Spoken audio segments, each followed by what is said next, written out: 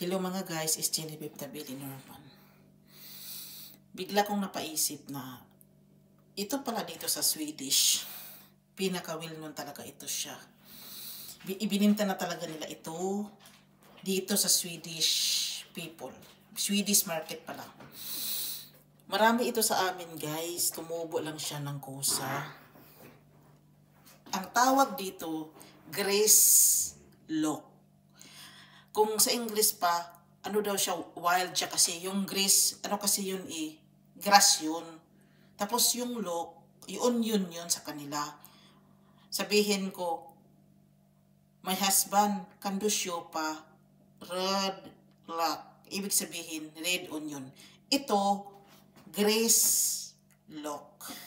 Grace lock. Grace ba grass? Napaisip ko na i-content siya. It's because very well known talaga ito guys dito guys.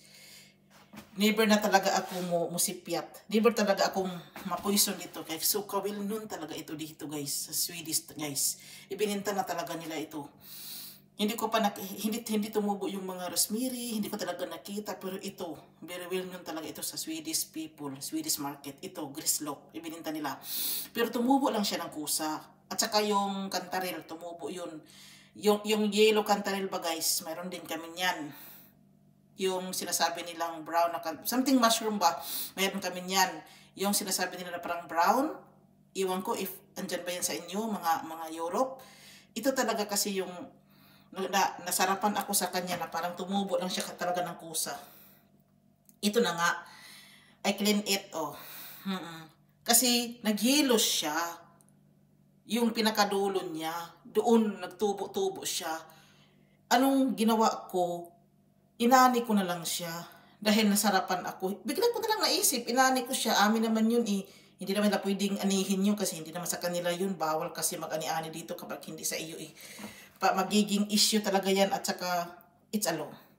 Parang complicated talaga dito. Guys, Swedish people is the most complicated people. Iwan ko na lang sa Norway, iwan ko na lang sa ibang part ng Europe, basta most complicated kami na. Pilipino pala ako, yung mga Swedish. Ito na nga, Grislock, bigla akong napa-content ng wala sa oras. Nasarapan ako, para siya talagang sibuyas.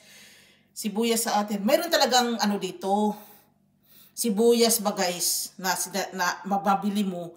Mayroon talagang sibuyas dito. Ang tawag sa kanya, salad lock.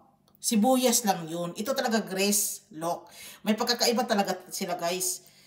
Specific name para hindi talaga sila mga Swedish, para hindi sila maligaw. Para hindi sila maligaw, may specific talaga kasi na pangalan yun Guys, dito na lang ako. Maraming salamat. Bye.